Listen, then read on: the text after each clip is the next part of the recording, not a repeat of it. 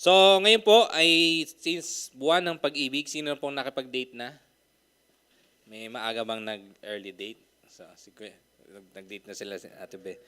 Okay. So, nakakatuwa kasi 'di ba?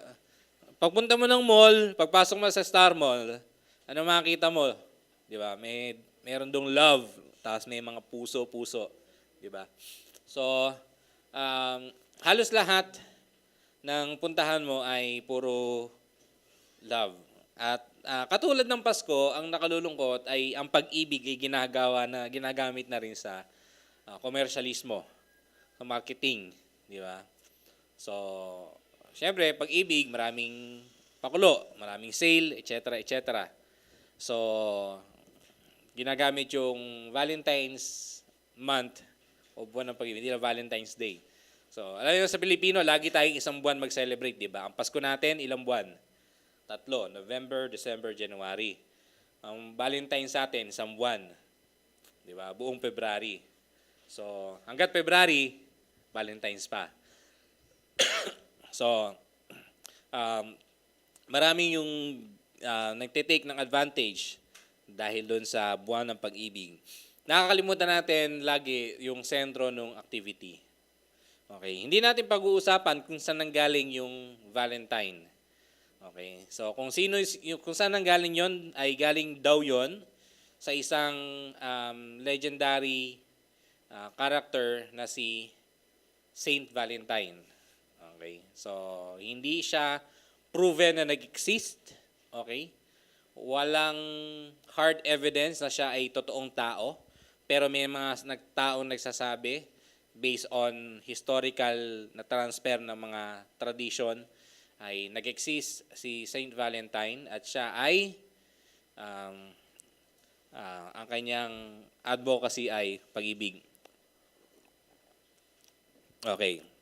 Pero hindi siya ang pag-uusapan natin. Ang pag-uusapan natin ay yung klase ng pag-ibig na katulad nga sabi ko ng Sunday, ito yung isa sa mga pinakamatinding pagsasalarawan ng pag-ibig ng Diyos sa tao. Okay, so ano yung pinakamatinding pagsasalarawan ng pag-ibig ng Diyos sa tao nung binigay ng Panginoon ang kanyang bugtong na anak na si Jesus upang mamatay sa krus ng Kalbaryo? Pero gumamit siya ng isang pagkakataon sa buhay ng isang propeta kung saan napakahirap intindihin kung bakit nangyari ito. Okay? Isang tanong bago tayo mag-start. Meron ba kayong tao o meron bang tao sa buhay nyo na nakagawa ng kasalanan na hindi nyo mapatawad? Di ba? Pag sinabing napatawad, hindi mo napatawad yung tao na pinatawad ko na siya, wag ko lang siya makikita. Hindi mo napatawad yun. Okay? Hindi yung napatawad ko na siya pero tag dito, wag niya lang akong ite-text, tatawagan. Hindi napatawad yun, di ba? Hindi napatawad yung, sige, pinapatawad na kita pero galit ka pa rin. Hindi napatawad yun. So, yung pagpapatawad, so, pinatawad. As in, yung relationship, muling nabuo. Hindi man perfecto yung relationship uli, pero nagsisimula uli yung relationship nyo. Example, magkaibigan, nagkatraiduran, di ba? Minsan, magkaibigan ganyan, di ba? So, ang usapan, pakokopyahin ka. Di ba? Final exam, pag di ka pumasa sa exam, babaksa ka. Tapos bigla kang hindi pinakopya. Sama ng loob mo, di ba? O di kaya meron mga tao sa buhay natin na iniiwan tayo sa ere. Di ba? Kung kailan nandyan, bigla silang nawawala. Di ba? So, mahirap magpatawad, madaling magpatawad. Di ba? Kasi sa atin, yung pagpapatawad, depende sa kung anong kasalanan, di ba? So, kapag yung kasalanan mo, medyo light lang, so, madaling patawarin. Di ba? Pare, may usapan kayo, punta kayo ng Star Mall, hindi siya sumipot. Di ba? Nakakainis, pero sige, okay lang, madaling patawarin. Pero kung ang kasalanan mo, katulad nito, o ang kasalanan ng tao na yun, o ikaw, kung kasalanan mo sa isang tao at di ka mapatawad, ay katulad nitong babasahin, pag-aaralan natin sa umagang ito, medyo mahirap talagang unawain kung paano mo ibibigay yung pagpapatawad sa gantong klasing tao. So, pag-aaralan po natin ay galing sa Lumang Tipan kay Hosea. Okay. So, si Hosea ay isang propeta nung panahon ni Buboy. Hosea chapter 1. Nung panahon nila Hezekiah. So, kung babasahin niyo po yung Hosea chapter 1 verse 1, nandun yung introduction on. So, si Hosea po ay isang propeta ni Lord. Okay. Isa siyang prophet. Ibig sabihin isa siyang tagapagsalita ng Diyos. Okay. Meron po ako sa inyong tanong. Kung ang isang pastor ay mag-asawa ng prostitute, anong magiging tingin niyo sa pastor?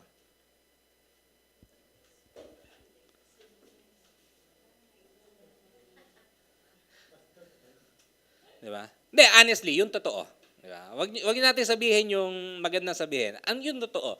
Kapag ang pastor ay nag-asawa ng isang, sabi ng Lumang Translation sa Tagalog ay haliparot. Di ba? Di ba? Kung ang isang pastor nag-asawa ng isang prostitute, di ba? Mababatingin o hindi? Di ba? Kapag ang isang tao, di ba? O yung isang tinitingala natin sa larangan spiritual ay nag-asawa ng ganon, medyo mababa yung tingin natin. Pero si Hosea ay kakaiba yung nangyari sa kanya. Okay, siya ay propeta ni Lord, tagapagsalita siya ni Lord, at si Lord ay nagsasalita ng direkta kay Hosea, at si Hosea ang nagsasalita sa bayan ng Israel. So ang sabi, nag-asawa siya si Gomer. Okay? Si Gomer ang naging asawa ni Hosea. So, si Gomer ay simbolo ng pagtataksil ng Israel laban sa Diyos. At si Gomer ay simbolo rin ng ating pagtataksil sa Diyos. Bakit? Dahil si Gomer po ay isang prostitute. Si Gomer po ay isang babaeng mababalipad. Si Gomer ay isang babaeng bayaran.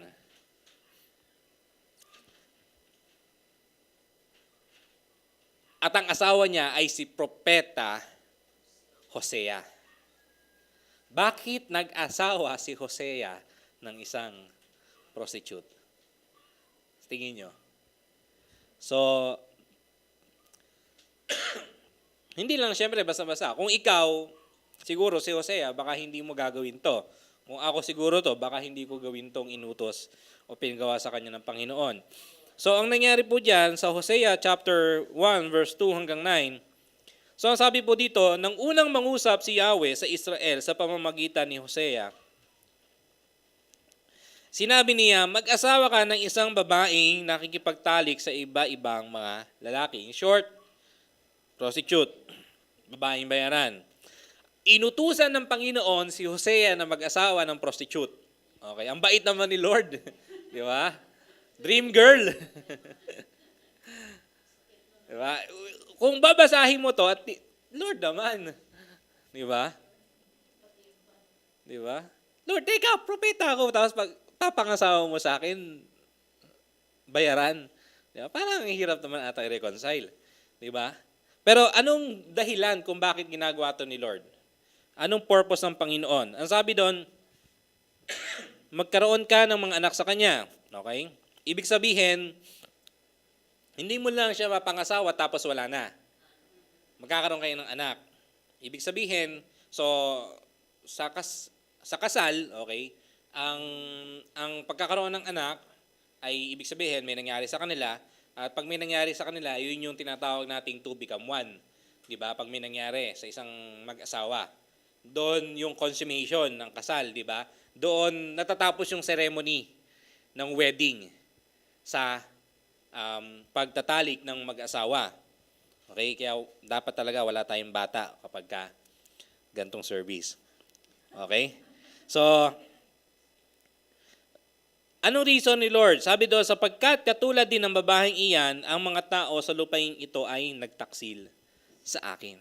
So ang sabi ni Lord, si Gomer ay isang simbolo ng pagtataksil ng bayan ng Israel sa akin. Paano? Paano? Ano ba ang ginagawa ng isang babaeng nagtataksil o ng isang lalaking nagtataksil sa kanyang asawa? Di ba? Kapag mag-asawa, syempre, kanino siya? Para lang sila sa isa't isa. Kapag nagkaroon siya ng iba, yung taong sinumpaan niya sa harapan ng Diyos ay kanyang pinagtaksilan. Ibig sabihin, hindi niya sinusunod yung kanilang usapan, yung kanyang pagmamahal ay wala na doon sa isa. Yung kanyang katapatan ay wala na doon sa kanyang kabiyak. Ngayon, ang bayan ng Israel sa panahon nito ay parang isang babae nagtataksil sa kanyang asawa. Bakit? Dito yung pagkakataon o isa sa napakaraming pagkakataon na kung saan ang bayan ng Israel ay sumasamba sa Diyosan. Okay? At kadalasan, ang isa sa larawan ng Panginoon at ng church ay ang church ang bride. Di ba? Yung bride, siya yung babae ikakasal at si Jesus yung lalaking ikakasal. So, yung church, yung bayan ng Israel ay para sa Diyos. Ngayon, yung bayan ng Israel ay inilipat nila sa iba yung kanilang pagmamahal. Ibinaling nila sa mga Diyos-Diyosan. Yung mga Israelita, ibinaling nila yung kanilang katapatan mula sa Diyos, ibinaling nila sa mga Diyos-Diyosan. So parang isang babaeng nagtaksil sa kanyang asawa. At yung sitwasyon na to ay hindi lamang lumalarawan sa bayan ng Israel, kung hindi lang halos, kundi sa lahat ng tao na nabubuhay o nabuhay sa mundong ito. 'Di ba? Meron tayong kanya-kanyang mga Diyos-Diyosan sa buhay natin. So, ang Diyos-Diyosan po na tinutukoy dito ay hindi yung mga rebulto o mga imahe. Anumang bagay na mas mahalaga sa iyo kaysa sa Panginoon, yun ang Diyos-Diyosan mo. Anumang bagay na mas mahal mo kay Lord, yun ang Diyos-Diyosan mo. Kung kaya mong ipagpalit yung commitment mo sa Panginoon para sa isang bagay, yun ang Diyos-Diyosan mo. Kuminsan yan ay pera, material na bagay, pagkain, boyfriend, girlfriend, kaibigan, kuminsan pamilya, trabaho, kadalasan sarili natin. Yung ating Diyos-Diyosan. Ano man bagay na mas mahalaga sa iyo para kay Lord, kaysa kay Lord, yun ang Diyos-Diyosan mo. Kung kung meron kang commitment sa Panginoon, Lord, ganito, tapos bigla mo sinabi, Lord, bigla ako nagkaroon ng lakad saka ka na, next time na lang. So, sinong Diyos mo? Si Lord o yung isa?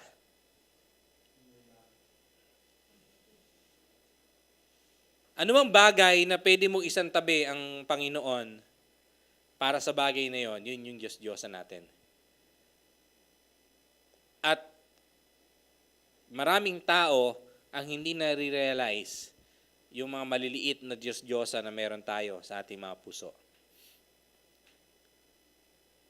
Di ba? Like ko example, sinong hindi nakakaalis ng bahay na walang cellphone? Di ba?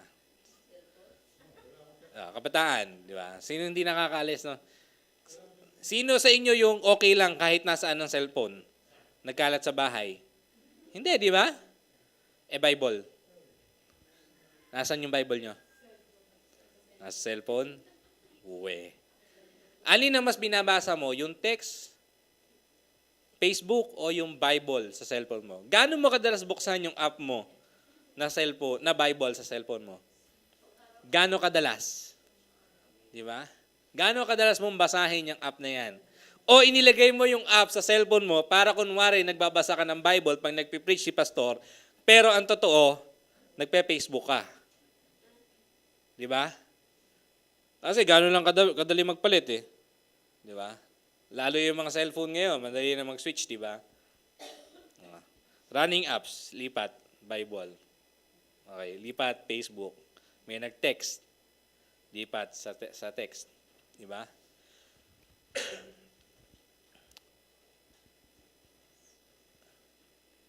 Nagpe-pray ka. May nag-text. Alin ang unahin mo, tapusin? Prayer mo o yung text? Diba? Honestly, bakit maraming churches, alam niyo sa ibang churches nagkakabit ng signal jammer? Alam niyo yung signal jammer? Yung pag pumasok doon sa loob ng church, nawawala ng signal yung cellphone. Bakit? Kasi nangyayari, nagkakantahan o di kayo napipreach, biglang mag-ring yung cellphone. Anong gagawin mo? Sasagutin mo yung nagmatawag sa'yo. May nag-text sa akin kanina, hanggang ngayon, di ko pa binubuksan yung text. Bahala siya. Di ba? So, may tumatawag, sasagutin mo. Bakit? Nakakawalang galang naman doon sa tumatawag. Teka, nasan ka? Sino bang kausap mo ngayon? So, nahiya ka doon sa nag-text o tumawag sa'yo, pero hindi tayo nahiya kay Lord. Na Lord, teka lang, may nag-text sa akin, mamaya ka na. Eto muna. So, si Gomer ay isang palatandaan, isang simbolo, isang larawan ng mga tao sa halos lahat ng panahon. Sabi sa verse 3, napangasawa nga ni Hosea si Gomer na anak ni Diblaim. Di nagtagal, ang babae ay naglihi at nanganak ng isang lalaki. Okay. So, sabi ni Lord, pangasawa at magkaroon sila ng anak. Ilang kaya naging anak ni Hosea kay Gomer? Di ba? Kung ikaw ay sigaw, Lord, may anak na ako ha. Okay na yan. Isa lang. Pero hindi eh. So sa verse 4, sabi doon, sinabi ni Yahweh kay Hosea, ang pangalan ng bata, ano po? Jezreel. Sapagkat paparusahan ko ang sambahayan ni Jehu dahil sa maramihang pagpaslang sa Jezreel at wawakasan ko ang kaharian ng Israel. Ang anak mo ang ibig sabihin ng pangalan, parusa. Anong ibig sabihin ng pangalan nyo? Alam niyo po ba ibig sabihin ng pangalan nyo? Ako, yung pangalan ko Marvin, ang ibig sabihin po nun ay malakas, strong. So, kung anong malakas, bahala na kayo mag-isip. Malakas kumain, malakas mag-ilik. Basta malakas. Tapos yung Francis ay royalty. So, isang royalty malakas. Anong ibig sabihin ng pangalan nyo? Tandaan po natin, sa Bible, yung pangalan laging mayroong ibig sabihin. At napakahalaga ng pangalan kasi talagang identity yan. Di ba? Paano tayo magpalayaw sa mga katropa natin? Di ba? Palayaw ko nung elementary ako ay pikit. So siguro alam niyo naman kung bakit. Di ba? Singkit. Tapos pag nasilaw ako, talagang halos nakasarado yung mata ko. Pag naglalaro kami ng football, yung pagguguling boss, sisipahin ka nun. So, pinagtatawanan nila ako kasi nakaganon talaga ako. Tapos, pag hindi ko pa tinamaan, di lalong pikit, di ba? Kasi nakapikit ka kasi, hindi mo makikita yung bola. Kaya, naging panglayaw sa akin, pikit. Di ba? Kung ano yung ugali mo, yun yung tinatatak na brand o pangalan sa'yo. So, ang pangalan ng unang anak ni Hosea ay Jezreel. Okay? Bakit? Yun ang pangalan. Dahil paparusahan niya yung sambahayan. Ang ibig sabihin po ng Jezreel ay ikinalat bilang isang parusa. Mamaya po, babalikan natin yon. Sa verse 5, sa araw na iyon, wawasakin ko sa libis ng Jezreel ang lakas ng hukbong Israel. Ang sabi ni Lord, yan ang pangalan ng anak mo at etong mangyayari. Okay. Mawawasak at kakalat, magkakawatak-watak ang bayan ng Israel. Mawawalan kayo ng parang mawawala yung government o bayan ng Israel. Madudurog. And then sa verse 6, pumangalawa, naglihing muli si Gomer at isang babae naman ang kanyang naging anak. Ang sabi ni Yahweh kay Hosea, tawagin mo siyang Lo-ruhama, sapagkat hindi ko na kahabagan ni patatawarin man ng Israel. Ang tindi ng proclamation, Lord. Ang pangalan ng pangalawang anak, Lo-ruhama, na ang ibig sabihin ng Lo-ruhama ay hindi ko na kahabagan, hindi ko na patatawarin ang Israel. Okay? Anong pangalan ng anak nyo? Ay, ang pangalan ng anak ko, eto. Ang ibig sabihin niyan, hindi nagpapatawad ang Diyos. Di ba? Para para si Jabez. Ang pangalan ni Jabez, ang ibig sabihin ng Jabez ay pahirap. So, wag niyo pong papangalanan ng anak niyo na Jabez, ha? Kasi ang ibig sabihin ng Jabez ay pahirap o pasakit. Okay?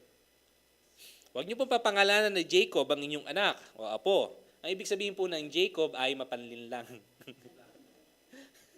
Okay. Maganda yung pangalan kasi naging maganda later on. The God of Jacob, di ba?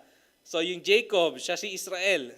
Pero pinalitan kasi ni Lord ang pangalan si Jacob, ginawang Israel. Kasi yung Jacob, ang ibig sabihin ay panlinlang, panloko. Di ba? Kaya sabi ni Lord, mula ngayon, ang pangalan mo na ay Israel, bayan, akin. Di ba? Tinawag ni Lord.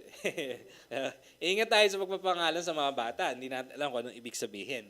Di ba? Pulot tayo ng pulot sa Bible. Ay, nasa Biblia yan. Ito ang pangalan ko. Anong pangalan anak mo? Lucifer. Bakit? Nasa Bible eh. Nabasa ko eh. Sino po ba si Lucifer? Di ba? Si Lucifer, yun yung pangalan ni Satanas bago siya sipain palabas ng langit. Ang ibig sabihin ng Lucifer ay maganda. Beauty ang ibig sabihin ng Lucifer. Pero yung character contradict, di ba? Ang pangalan ng kanyang pangalawang anak, Lo-ruhama. Ang ibig sabihin ay hindi nakahabagan o patatawarin ng Diyos ang Israel. Ang tindi nun, nung statement ni Lord na yun. Di ba? Para sinabi ni Lord, tapos na, hindi ko na kahabagan. Tapos na. Di ba? Parang ito na yung ultimatum. The door is closed. Wala nang pwede. Settled na. End na to. Dulo na to ng pasensya ko. Wala na. Tapos na. Ito na yung judgment nyo. Yun yung sinasabi ni Lord dito eh. Diba? Minsan, hindi natin napapansin. O karamihan dito, hindi napapansin. Pero ibinigay ng Diyos yung judgment sa bayan ng Israel. Ang sabi ni Lord, hindi ko na kayo patatawarin. Kung sabihin sa atin ni Lord, hindi na kita patatawarin, anong mararamdaman natin? Anong kayang iniisip ni Jose sa pagkakataong ito? Lord naman, pinag-asawa mo ako ng prostitute. Binigyan mo ako ng anak, pangalan Jezreel kasi wawasakin mo yung Israel, kakalat mo kami. Tapos pangalawa kong anak, babae, Lo-ruhama. Lord, hindi mo na kami patatawarin. Para saan pa ang lahat? Pero nagpatuloy ang istorya sa verse 7, Ngunit, di ba? Napakahalaga lagi pag sinabi sa Bible na ngunit. Kasi mula dito, totally binabaliktad ng Panginoon yung sitwasyon. Ngunit kahabagan ko ang sambahayan ni Juda. So, gaano kahalaga yung sambahayan ni Juda? Si Juda po ay isa sa 12 anak ni Israel, ni Jacob. Ang Juda, yung bayan ng Juda, ay isa siya sa 12 tribo sa bayan ng Israel. At sa bayan ng Juda nanggaling ang lahi ng ating Panginoong Hesus. Kung titignan nyo, sa pagkakataon nito, inilalatag ng Diyos, eto kayo, makasalanan, hindi kayo karapat-dapat tumanggap ng kapatawaran. Pero, mula sa bayan ng Juda, manggagaling ang tagapagligtas na siyang magiging dahilan para patawarin ko kayo. Imagine, yung ginagawa ni Lord, binibigay ng Panginoon yung punishment sa kanilang kasalanan, pero at the same time, inilalatag ng Diyos yung paraan kung paano ang tao ay maliligtas. Pinapakita ng Diyos yung paraan kung paano ang tao ay muling makakabalik. Ang sabi ng Diyos, before pa lang, sa verse 6, hindi na patatawarin, hindi nakahabagan ang bayan ng Israel. So, ibig sabihin, saan napupulutin ang bayan ng Israel? Hindi na pwedeng maging bayan ng Diyos ang bayan ng Israel. Kasi hindi na nga sila patatawarin eh. Ang isang bayan o isang tao na hindi pinatawad ng Diyos, saan pupulutin? Sa impyerno. Di ba? Sinong kalaban ni Lord? Pupunta sa impyerno. Ang hindi sa Panginoon, saan pupunta? Sa impyerno. Ang sa Panginoon, pupunta sa harian niya. Kumbaga, yun ay sinasabi ng Diyos dito. Kayo ng bayan ng Israel, wala na, itatapon na kayo sa apoy. Ngunit, sa bayan ng Huda, magagaling ang tagapagligtas. Ililigtas ko sila sa balit hindi sa pamamagitan ng pana, tabak, digmaan, mga kabayo, ni mga kabayo man, kundi sa pamamagitan ng sarili kong kapangyarihan. Sino daw ang magliligtas sa bayan ng Huda? Ang Diyos. Kikilo siya sa bayan ng Huda upang manatili yung linya ng panggagalingan ng ating Panginoong Hesus. Sinong gagawa ng paraan? Ang Diyos. Sinong gumagawa ng paraan upang matupad yung pangakong kaligtasan para sa tao? Ang Diyos.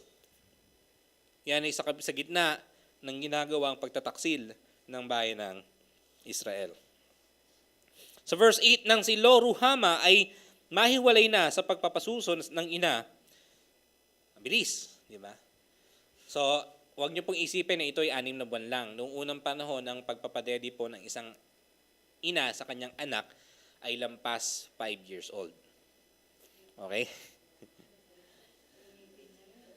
Yung pong aking boss, 2 years old na yung kanilang anak ay breastfeed pa rin. Okay. At pag sa Bible, especially sa Old Testament, ang breastfeeding po ay hanggang 6 or 7 years old or something ganoon. Mga mahigit 2 taon. Di ba? Di ba? Breastfeeding is best for your babies up to 2 years old. Nanonood kayo ng mga commercial, di ba? Naglihim muli si Gomer at nagsilang ng isa namang lalaki. Lalaki, babae, lalaki. Yeah. Anong pangalan? Lo-ami. Hindi Muro-ami ha. Lo-ami.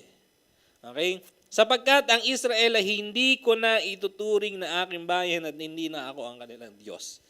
Okay. Isipin nyo kung gaano kabigat yung statement ng Lord para sa bayan ng Israel. Isipin mo ikaw ang kausap ng Diyos sa pagkakataong ito. Hindi na kita patatawarin, hindi na kita kakahabagan, hindi na kita bayan at hindi na ako ang Diyos mo. Kumbaga parang itinatakwil na ni Lord ang bayan ng Israel.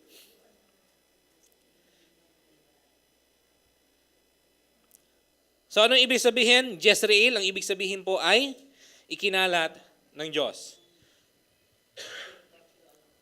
Lo-ruhama, hindi na kahabagan. At Lo-ami, hindi ko na bayan o hindi ko bayan. Ang grabe ng statement ng Panginoon. Imagine, kung ikaw si Hosea, anong maramdaman mo? Tinawag kang propeta para mag-asawa ng isang prostitute at magkaanak na simbolo ng pagtalikod ng Diyos sa bayan ng Israel.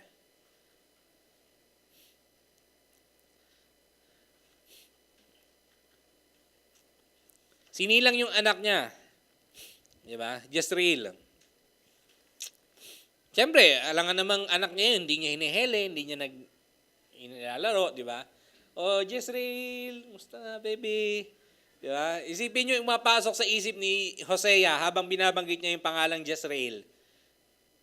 Oh, Jezreel, tanda ka ng pagkalat ng bayan ng Israel.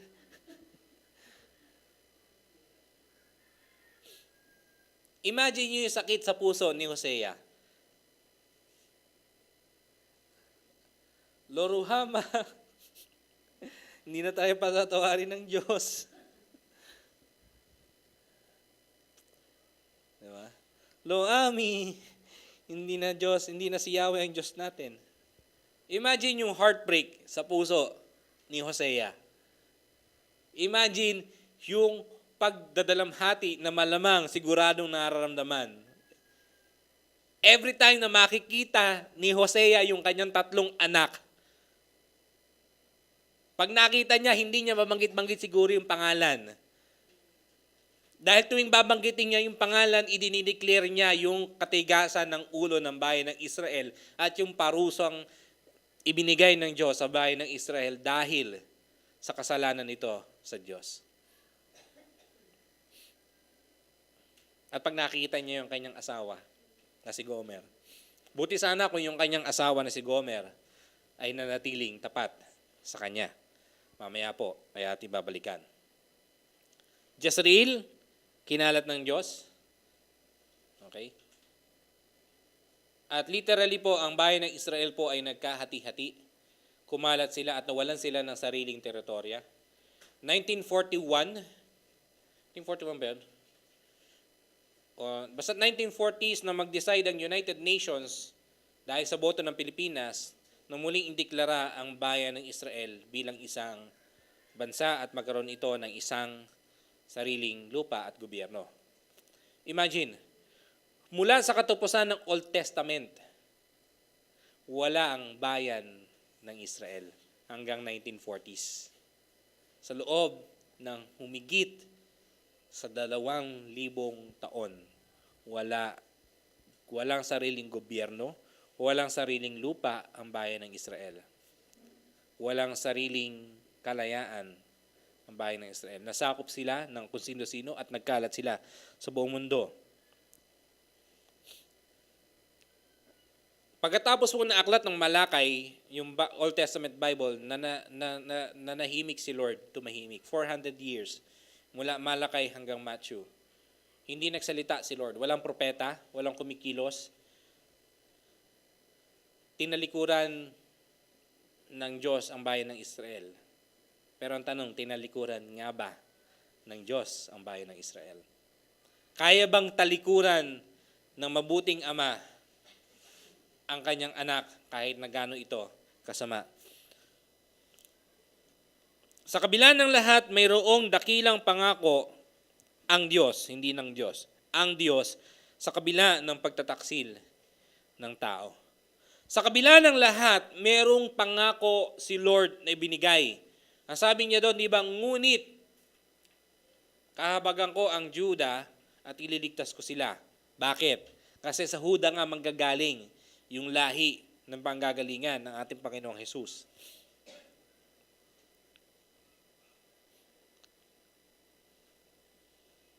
Habang minabanggit ng Panginoon itong mga bagay nito kay Hosea, ibinibigay din ng Panginoon yung kanyang pangako at kung ano yung kanyang gagawin.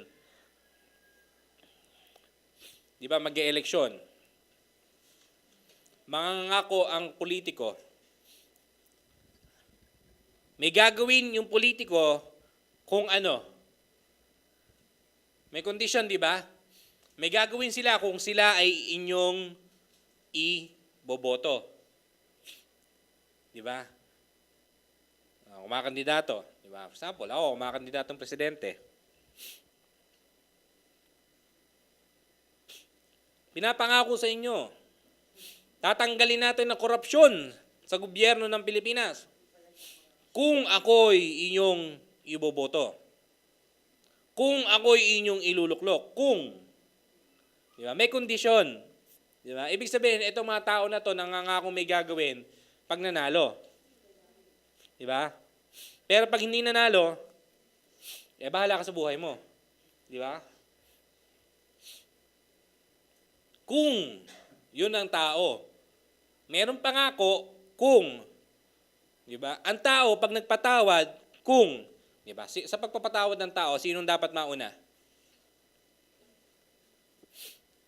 Diba? Sino dapat mauna? Ba't ko siya papatawarin? Hindi naman siya humingi ng sorry sa akin. Diba? Ba't ko siya patatawarin? Siya may kasalanan. ayusin niyo muna yung sarili niya bago ko siya patawarin. Ganun ang tao, di ba? Kuminsan nga, ginagawa na ng tao yung lahat para maging okay. Pero tayo matigas, di ba? Ay, hindi. Hindi kita kayang patawarin sa ginawa mo sa akin. Pero si Lord, kakaiba si Lord na magpatawad. Tuloy natin.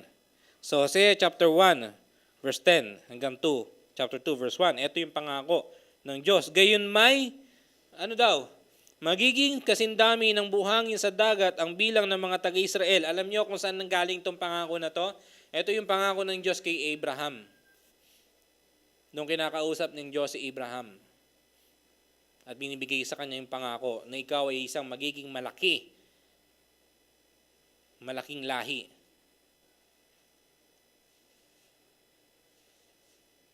Pangako ng Diyos to kay Abraham before. At nireassure ng Diyos yung bayan ng Israel.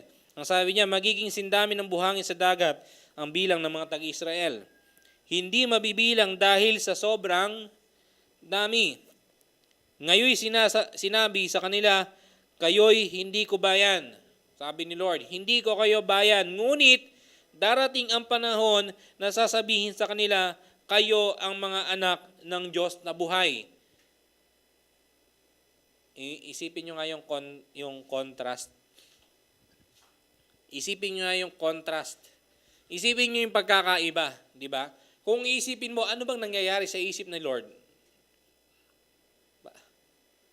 Kulang ba sa tulog si Lord dito sa pagkakataon ito? Ano ba talaga, Lord? Hindi mo bayan o bayan mo? Sabi mo hindi mo bayan, tapos magiging anak mo. Ano ba talaga? Pero kung titingnan natin, ito ay sumisimbolo sa dakilang pag-ibig ng Diyos sa tao. Ang tunay na pag-ibig ng Diyos, hindi niya isinantabi yung kasalanan. Kailangan bayaran yung kasalanan. Kailangan tanggapin yung kaparusahan sa maling ginawa. Pero, ang sabi ni Lord, ang pagpapatawad ay manggagaling sa Kanya. At pinagyan ng Diyos yung kapatawaran, hindi dahil sumusunod ang Israel. Binabanggit ito ng Diyos lahat. Sinasabi ni Lord nang magiging kayo ay magiging anak ng Diyos na buhay. Sinasabi ito ng Diyos habang ang bayan ng Israel ay nagtataksil at nagkakasala sa Diyos. At ang pinakamatindi, sobrata ako. Sa verse 11 pa, muling magkakasama ang mga taga-Huda at mga taga-Israel. Itatalaga nila ang isang pinuno at muli silang uunlad at magiging sagana sa kanilang lupain. Ang araw na iyon ay magiging isang dakilang araw sa Jezreel. Ibig sabihin ng sabi ni Lord, yung bayang ikinalat ko, titipunin ko. At yung Israel na hindi ko napapatawarin, at yung Judah na aking kinahabagan, pagsasamahin ko uli sila.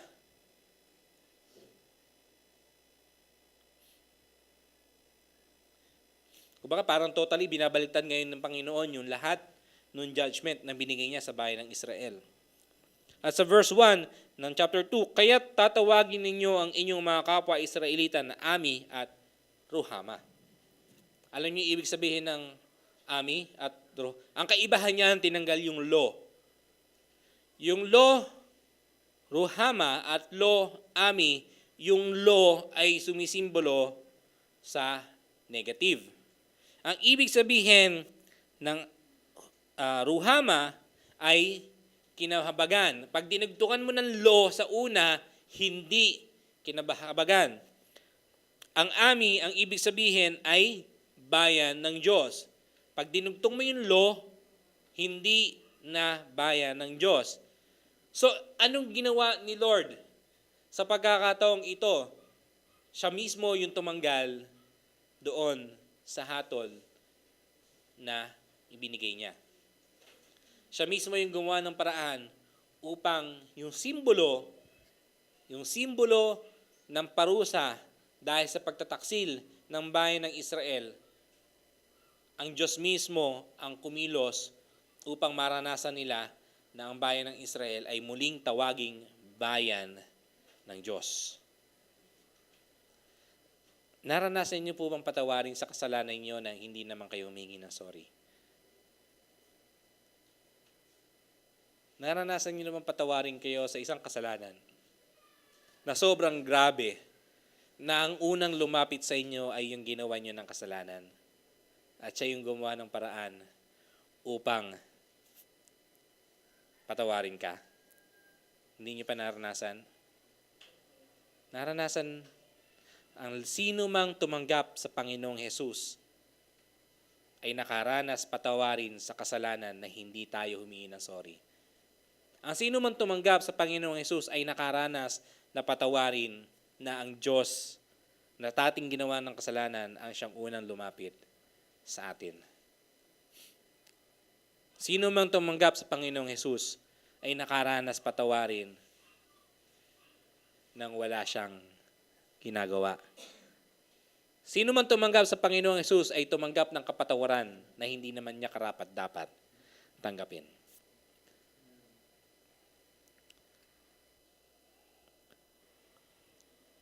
Pangatlo po, unconditional love.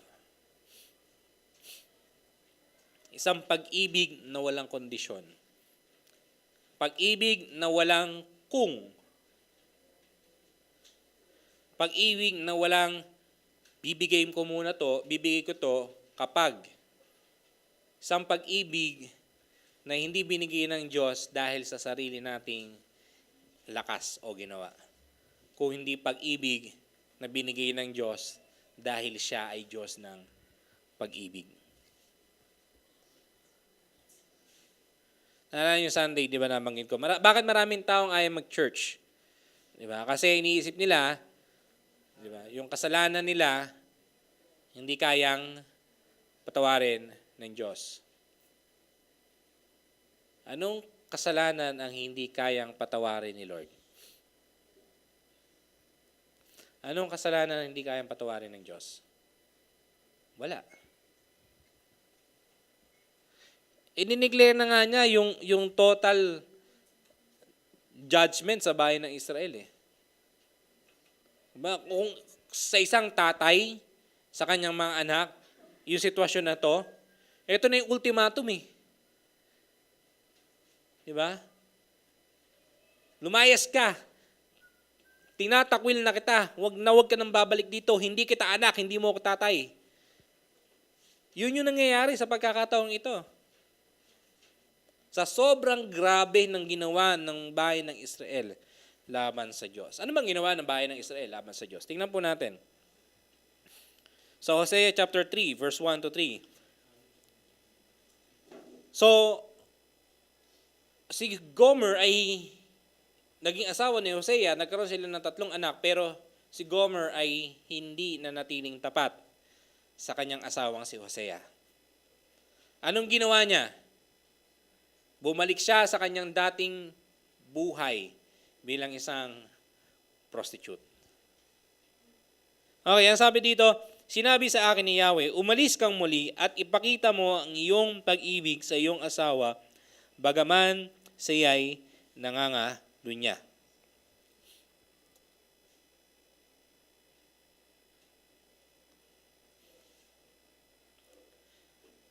Alam niyo kung gaano kagrabe yung inuutos ng Diyos kay Hosea. Sabi ni Lord, balikan mo yung taong nagkasala sa'yo. Ipakita mo yung pag-ibig sa taong nakagawa sa'yo ng mali. Habang siya'y gumagawa ng mali, iparanas mo sa kanya yung pag-ibig. Hindi pag nagbalik loob siya. Hindi kapag humingi na siya ng sorry. Habang siya'y nangangalunya. Habang siya'y nandun sa kung saan man, kasama ng mga lalaki na kanyang kinakasama, iparanas mo sa kanya yung pag-ibig. Bakit? Dahil mahal pa rin ni Yahweh ang Israel Mahal pa rin ni Yahweh ang kanyang bayan. Mahal ka pa rin ng Diyos. Mahal pa rin tayo ng Diyos kahit na tayo ay sumasamba sa ibang mga Diyosan. Mga Diyos-Diyosan sa loob ng ating puso.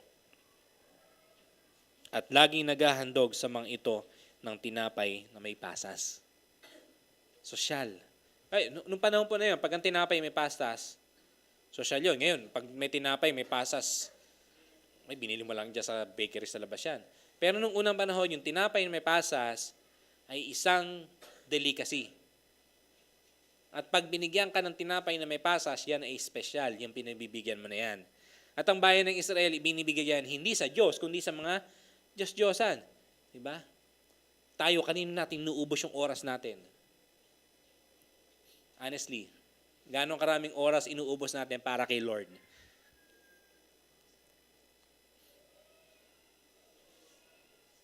Gano'ng karaming oras ang ibinibigay natin para manalangin, magbasa ng Bible, maglingkod sa Kanya, etc., etc.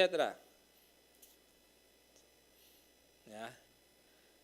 Kapag ang kwentuhan, buhay ng may buhay, kahit abutin ng madaling araw, umagahin, tatagal yan, hindi yan aantukin.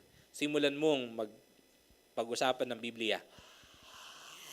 May tayo. Di ba?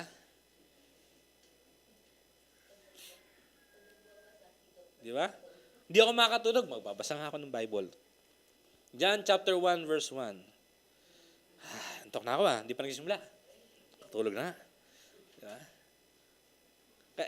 Hindi talaga ako nagagandahan doon sa testimony ng yung hindi makatulog, nagbasa ng Bible, nakatulog. Do siguro totoo, pero hindi talaga ako hindi ako natutuwa doon sa ganung klaseng testimony. Yeah. Bakit? Kasi walang nagte-testimony nang nagbasa siya ng Bible at inabot na ako ng madaling araw. Di ba? Merong ilan, di ba? May nabasa ako sa Facebook no minsan. Di ba? Basa daw siya ng Bible, inabot siya madaling araw. Nakakatuwa yun. Pero pag hindi ako makatulog, nagbasa ako ng Bible, nakatulog ako. Diba? Dahil kaya hineli siya ni Lord o naboring siya dun sa kanyang binabasa. Diba? Hindi natin palalampasin ang probinsyano. May nanonood di Paloma? May nanonood ba? Wala, Channel 7 talaga kayo. Diba? Anong sikat ba sa 7 na palabas? Aldab. Aldab pa rin ba? Buhay pa ba Aldab? Sige, Aldab. Hindi mo palalampasin yung Aldab. Pag di mo napanood, mag-renta ako ng computer. Manonood ako sa YouTube. Anong nangyari kanina sa Kalye Serye? Di ba?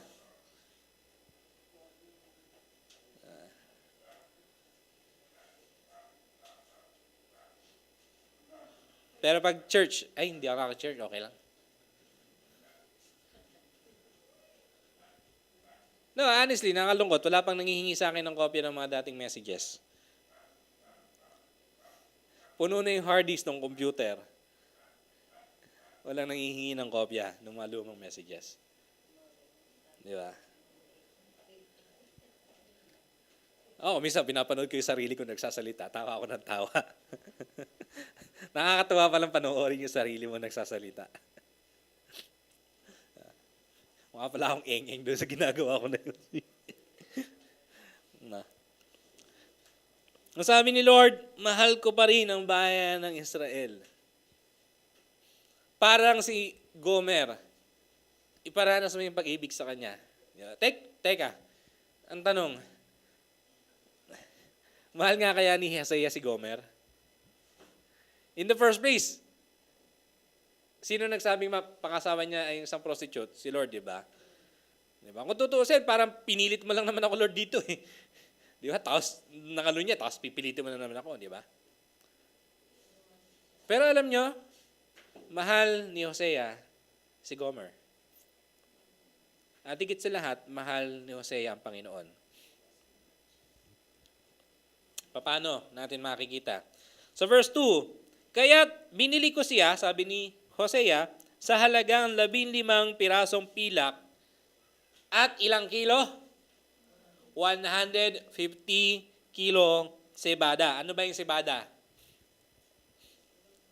Yeah, boy, pa-research nga ano ba yung cebada.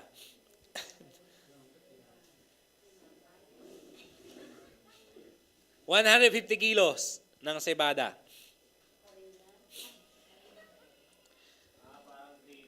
Parang trigo. Barley. Ano ang halaga ng barley, ng trigo nung panahon na yon? Yan ang isa sa mga pinakamahal na bilihin nung panahon nila. Gaano karaming 150 kilos? 3 kaban. 3 kabang bigas. Parang gano'n. Di ba? 15 pirasong pilak. Ang pilak nun, mahal ang value. Di ba? Silver. Silver to, purong silver yon. At 150 kilong cebada. Teka, asawa mo yun eh, ba't mo bibilin? Di ba? Kung yung asawa mo nagpunta doon, bibitbitin mo na lang yun. Teka, asawa kita. Hindi mo kailangan mag-explain doon sa mga tao nandoon. Hindi mo siya kailangan bilhin. Bakit? Asawa mo yun eh. Tradition, custom, ethics, batas nung panahon nila, may karapatan si Hosea na hilahin si Gomer pauwi ng bahay. Kahit naman sa panahon ngayon, di ba? Kasi yung pagiging mag-asawa, sa panahon nila, hindi sa pangit na paraan ha, hindi sa pangit na paraan. Pero pag-aari ni Hosea, si Gomer. Hindi dahil mababa yung tingin ha. Ulitin ko po. Pero dahil mag-asawa sila, si Gomer ay meron lamang panganagutan at meron lamang siyang responsibilidad. Kanino po? Kay Hosea lang. So kapag pumunta si Hosea doon sa bahay kung saan man nandoon si Gomer, wala na siyang kailangang explain. Ni isang kalahating pirasong pilak wala siyang kailangang bigay. Bakit? Asawa niya yun eh. Diba? Pero anong ginawa ni Hosea? Pumunta siya doon. Anong ginawa niya? Binayaran niya. He paid the price. Binayaran niya yung halaga na dapat ibigay para si Gomer ay makalaya doon sa bandage na kinilalagay niya. Binayaran ni Hosea yung halaga na kailangang ibigay upang si Gomer ay makaalis doon sa gapos, doon sa putikan na kanyang pinaglalagyan. And then sa verse 3, verse 2 pa lang, hindi ba ito ay simbolo na ng pag-ibig? Matinding pag-ibig ni Hosea para kay Gomer. Kasi ang sabi ni Lord, ipakita mo sa kanya yung pag-ibig mo kahit siya'y nangangalun niya. Pinakita niya yung pag-ibig niya. Hindi kita hihilahin dahil akin ka. Handa akong ibigay lahat para makuha kita muli. Handa akong ibigay ang lahat. Dahil mahal kita, ibibigay ko ang lahat. Kahit anong halaga, makuha lamang kita mula sa putikan na iyan. Yan yung pag-ibig ni Hosea para kay Gomer. Diba? Babae, pag ikaw ang babae na parang knight in shining armor dating, di ba? Diba? Prince Charming. Diba? Ibibigay ang lahat para sa pag-ibig. And then sa verse 3, ang sabi ni Hosea, sinabi ko sa kanya, manatili kang tapat sa akin, huwag ka nang mangalunya o makipagtalik sa iba pang lalaki. Ako'y magiging tapat sa iyo. Sinabi niya ito pagkatapos niyang bayaran. Okay? Hindi niya sinabi ito para bayaran. Hindi sinabi ni Hosea na kapag nanatili kang tapat sa akin, hindi ka na nalunya, hindi ka na sumama sa ibang lalaki, sabihin mo, pangako.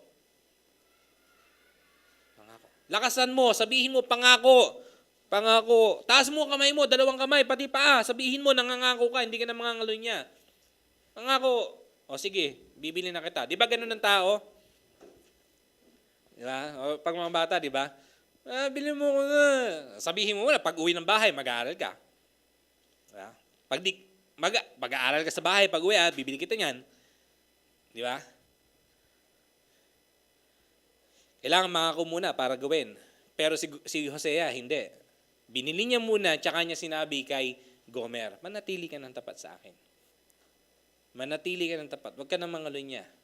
At anong pangako ni Hosea para kay Gomer? Magiging tapat ako sa iyo. Di ba sa panahon ngayon, kapag ang babae o ang lalaki nangalunya, parang okay na rin yung kabiyak niya, mangalunya na rin. Pero ang sabi ni Hosea, hindi ganun na setup eh. Nagkasala ka. Pero dahil mahal kita, binili kita. Hindi sa simpleng halaga, o hindi sa napakalaking halaga.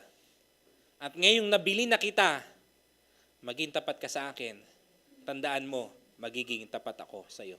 Kaninong pananalita yung nakikita natin sa sitwasyon ni Hosea? Kaninong buhay yung nakikita natin? Kaninong relationship yung nakikita natin dito sa istorya ni Hosea at ni Gomer? Hindi tayo si Hosea. Tandaan po natin. Wala siguro sa ating katulad ni Hosea sa pagkakataon na ito na magbibigay ng pagpapatawad sa isang taong gumawa ng napakatinding kasalanan sa kanya.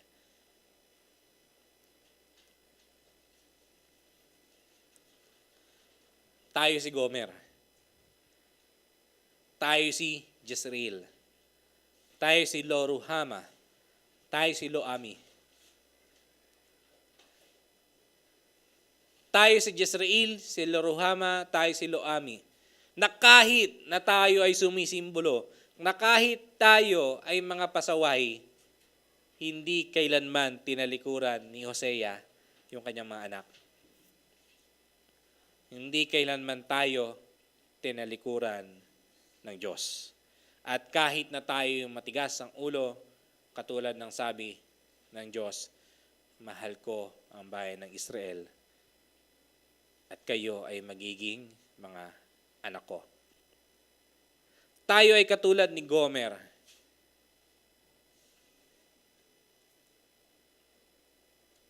Ang dali nating talikuran ng Diyos. Ang dali nating iwan yung pangako natin kay Lord.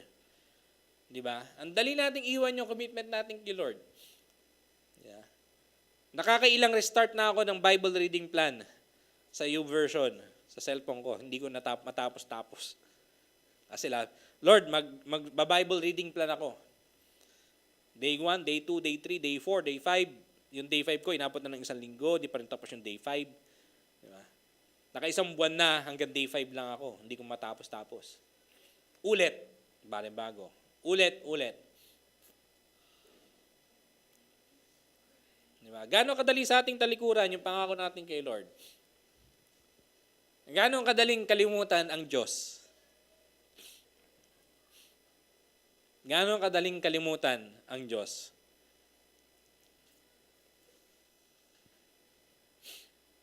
Pero, katulad ni Gomer at ni Hosea, anong ginawa ng Diyos sa atin? Romans chapter 5, verse 8. Ngunit pinandaman ng Diyos ang kanyang pag-ibig sa atin nang mamatay si Kristo para sa atin. Kailan?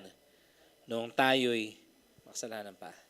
Habang tayo'y nangangalunya, habang tayo'y sumasamba sa mga Diyos-Diyosan, habang mas pinahalagahan natin yung mga pansarili nating bagay, habang mas inuuna natin yung ibang bagay kaysa sa Kanya, anong ginawa ng Diyos? Binigay niya ang kanyang bugtong na anak ni Jesus upang mamatay para sa atin. Hindi sinabi ni Lord, ako lumikha sa'yo, bumalik ka sa akin. Akin ka eh. Hindi, anong ginawa ng Lord? Kailangan pa bang magbayad ng Panginoon? Kailangan bang si Jesus ang magbayad ng kanyang buhay para sa atin? Hindi naman eh. Pero katulad ng istorya ni Hosea at ni Gomer, binayaran ng Diyos. Hindi sa simpleng halaga, kundi sa napakamahal na halaga. upang tayo ay mayalis mula doon sa putikan, mula doon sa kadiliman na ating kinalalagyan. Hindi libre ang kaligtasan. Binayaran niya ng dugo ng ating Panginoong Hesus. Libre nating tinanggap. Libre nating tinanggap ang kaligtasan, pero binayaran niyan ng dugo ng ating Panginoong Hesus. At katulad ng istorya, sabi ng Panginoon sa atin, manatili na tayong tapat sa Kanya. Huwag na tayong bumalik doon sa dati nating buhay. Iwan, talikuran na natin yung dati nating buhay. Bakit? Binili na tayo eh. Hindi na ikaw yan. Hindi mo na kailangang manatili dyan. Kasi nasa akin na yung kakompletohan mo, sabi ng Panginoong Hesus. Nung binanggit ni Hosea kay Gomer na mananatili siyang tapat kay Gomer, hindi ibig sabihin nun, hindi siya magkakaroon ng ibang babae. Ang sinasabi doon ni Hosea na mananatili siyang tapat, lahat ng pangangailangan ni Gomer, ibibigay niya. Bilang asawang lalaki, ipoprovide niya kay Gomer lahat ng kailangan niyang bigay bilang asawa. Financially, sa pagkain, pananamit, buhay, pag-ibig, pag-aalaga, etc., etc. Yun yung binibigay na pangako ni Hosea kay Gomer. At yun yung pangako na binibigay sa atin ng Diyos. Ang sabi ni Lord, mananatili siyang tapat. Hindi niya tayo iiwan, hindi niya tayo pababayaan. Siya yung bahala sa atin. Bakit? Hindi dahil mabait tayo. Hindi dahil doon. Kung hindi dahil siya mismo yung bumili sa atin mula sa kasalanan. At yun yung pag-ibig na walang kapalit. Yun yung pag-ibig na walang kondisyon. Yun yung pag-ibig na walang kung o kapag. Diba? Pag may nanligaw, bakit mo ako mahal? Kasi maganda ka, mabait ka. Diba?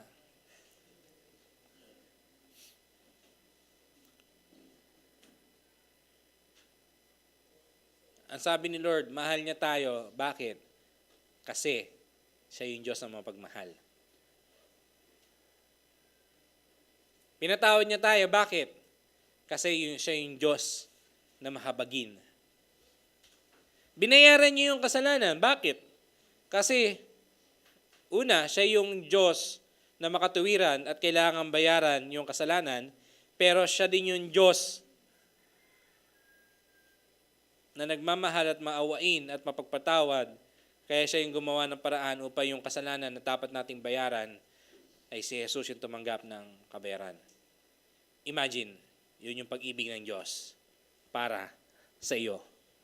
Yun yung pag-ibig ng Diyos para sa atin. Anong kasalanan ng tao ang hindi kayang patawarin ng Diyos? Wala.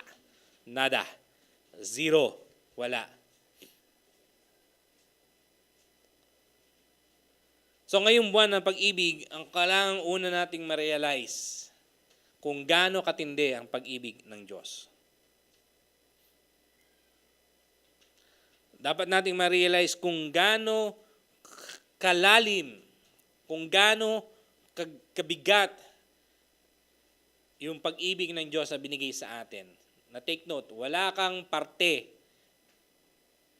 wala kang ginawa, wala tayong ginawa para ibigin ng Diyos. Tanging ang Diyos lamang ang kumilos at gumawa upang tayo ay Kanyang mahalin at tayo ay Kanyang patawarin. At ang sabi sa Awit, chapter 103, verse 11 and 12, ang agwat ng lupa't langit. Ganon po kalayo ang lupa sa langit?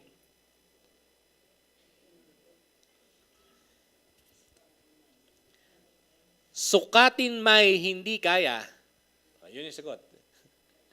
Di ba? Gayon ang pag-ibig ng Diyos.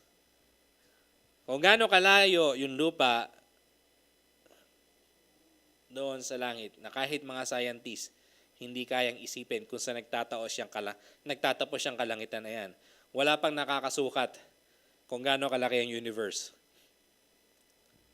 Ganun kalaki ang pag-ibig ng Diyos sa may takot sa Kanya. Kung gaano kalayo ang silangan sa kanluran, gaano kalayo ang east sa west. Malayo yan kasi pag tumuro ka sa may east doon. Saan ba? Kuwari dito yung east. Diba? Nandito yung east, gaano kalayo yan sa west? Walang ending yan. Unlimited yan. Kasi kahit saan ka pumunta sa panig ng daigdig, walang dulo yung east sa west. Di ba? Dito yung east. Dito yung east. Paglipat ko dito, dito pa rin yung east. Lipat ako doon. Andun pa rin yung east. Di ba? Kahit makaikot na ako sa kalahati ng mundo, nandun pa rin yung east. At doon pa rin yung west. Magkalayo siya. Pahiwalay. Gayon din niya inalis sa atin ang ating mga kasalanan. Yun ang pag-ibig ng Diyos para sa atin. So ano magiging tugon natin sa pag-ibig ng Diyos?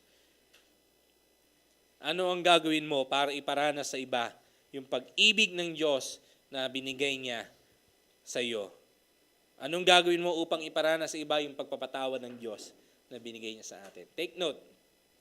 Isipin nyo yung ginawa ni Gomer kay Hosea. Isipin nyo kung anong ginawa ni Hosea para kay Gomer.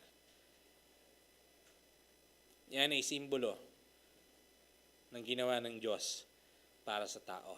Tayo na hindi karapat dapat tumanggap ng pag-ibig niya, pero binigay niya, binayaran pa yung pag-ibig para sa atin. So, tayo pong lahat ay tumayo.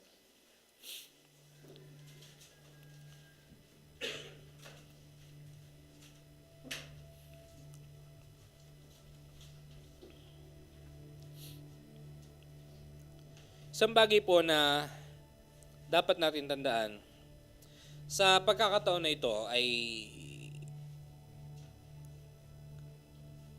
alala ko sinabi ng isang pastor,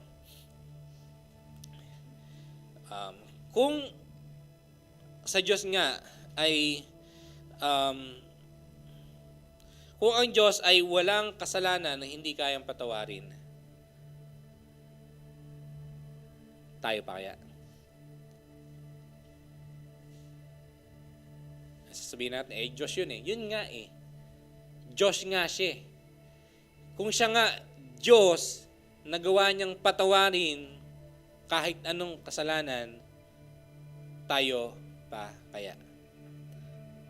Hindi ko alam kung anong pinagdadaanan niyo, hindi ko alam kung meron kayong taong nasaktan o may taong nakasakit sa inyo.